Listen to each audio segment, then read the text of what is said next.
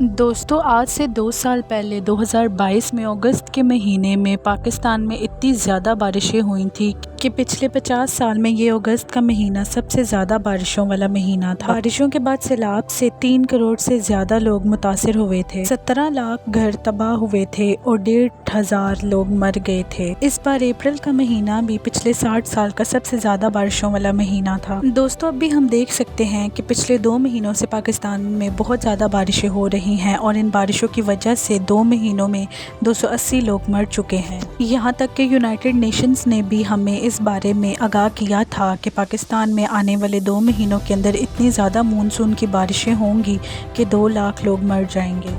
اب دیکھیں پاکستان میں سب سے بڑا مسئلہ یہ ہے کہ روٹی کپڑا مکان، ہم ان چیزوں سے نکل ہی نہیں پا رہے، تو ہمارا دھیان موسم کی تبدیلی پہ کیا ہونا ہے؟ دوستو ان ایکسٹریم بارشوں کی کئی ریزنز ہیں۔ جب پاکستان میں مونسون سیزن ہوتا ہے، جب بارشیں آتی ہیں، ان مونسون بیلٹ کا ٹمپریچر 2010 سے گرم ہوتا جا رہا ہے۔ مونسون تب ہوتا ہے جب سمندر سے ہوا میں گرم پانی بخارات بن جاتا ہے، اس سے ہوا کا رخ چینج ہو جاتا ہے اور یہ نمی والی ہوا ہمارے علاقوں میں یعنی پاکستان، انڈیا، سری لنکا وغیرہ میں پہنچ جاتی ہے۔ یہ گرم اور نمی والی ہوا کی وجہ سے یہ مونسون کا سیزن سٹارٹ ہو جاتا ہے۔ یہ مونسون کی بارشیں ہمارے لیے بہت زیادہ فائدہ مند ہے کیونکہ پاکستان میں 70 سے 80% پانی انہی مونسون بارشوں کی وجہ سے ملتا ہے۔ لیکن آخرکار مسئلہ تو یہ ہے کہ یہ جو پاکستان میں 2010 سے مونسون کی بارشوں کا بیلٹ ہے وہ گرم ہوتا جا رہا ہے، یعنی دوستو بارشوں کا سلسلہ بڑھتا جا رہا ہے اور یہ بارشیں کبھی بھی ہو سکتی ہیں۔ اس کی ایک اور وجہ یہ بھی ہے کہ انڈین اوشن میں پانی کی سطح کا لیول بہت زیادہ بڑھ رہا ہے۔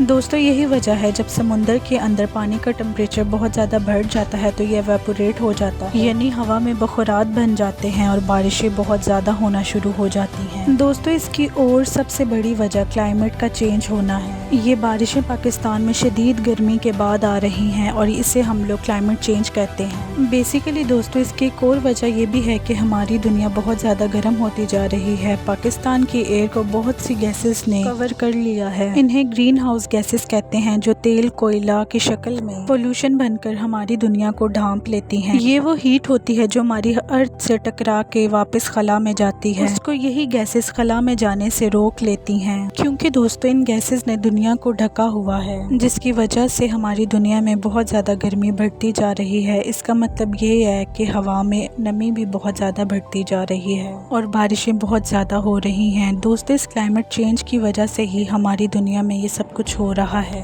دوستو اس کلائمیٹ چینج سے بہت زیادہ خطرہ ہے، irregular بارشیں، سیلاب اور گرمی کی شدت۔ یہاں دوستو کلائمیٹ چینج کے شدید اثرات نظر آ رہے ہیں۔ سیلاب کی وجہ سے لاکھوں گھر تباہ ہو جاتے ہیں، ان کی عام سی زندگیاں تباہ ہو جاتی ہیں اور ان کے گھر چلے جاتے ہیں، لوگ تو لوگ گاؤں کے گاؤں تباہ ہو جاتے ہیں۔ دوستو آپ جیسا جانتے ہیں کہ پاکستان کی اکانومی صرف ایگریکلچر پر ڈیپینڈ کرتی ہے اور سیلاب کی وجہ سے ہمارا ایگریکلچر سیکٹر بھی بہت بری طرح سے تباہ ہو رہا ہے۔ افسوس کی بات تو یہ ہے کہ پاکستان میں کوئی ایسا پلان ہی نظر نہیں آتا اور ڈیمز کی کمی ہونے کی وجہ سے یہ سیلاب سے زیادہ لوگ متاثر ہو جاتے ہیں۔ جیسا کہ دوستو میں نے آپ کو ویڈیو کے شروع میں ہی بتایا کہ ہم لوگ تو ان مسئلوں میں پھنسے ہوئے ہیں، روٹی کپڑا مکان، ہم کلائمیٹ چینج کے بارے میں یا کلائمیٹ کے بارے میں تو کچھ سوچ ہی نہیں رہے اور یہ کلائمیٹ چینج ہمیں ہر سال بری طرح سے متاثر کر رہا ہے اور یہ ملک چلانے والے ابھی تک صرف سو ہی رہے ہیں۔